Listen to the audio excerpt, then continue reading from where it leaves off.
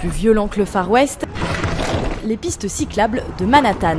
À l'origine de ces chutes burlesques, cette amende de $50 reçue par le réalisateur Casey Neistat alors qu'il roulait en dehors de la voie réservée aux vélos.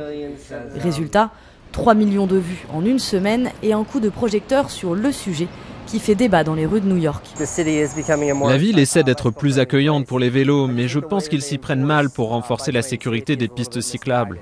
Depuis 5 ans, 300 km de pistes cyclables ont été aménagées dans les rues de la ville.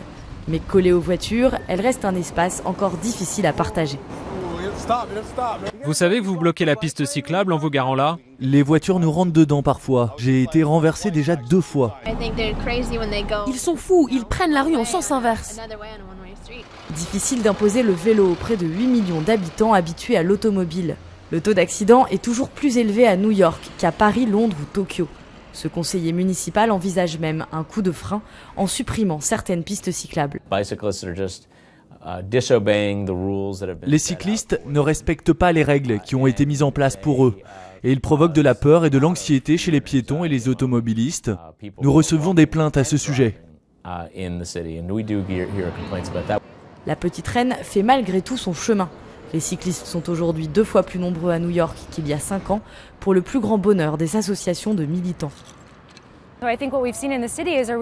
En ville, on a vu une sorte d'explosion du nombre de personnes qui choisissent le vélo pour leur trajet quotidien. Et grâce à ça, les rues sont en train de changer, elles deviennent plus calmes et moins sauvages. Prochaine étape pour le maire pro-vélo Michael Bloomberg, un Vélib new-yorkais.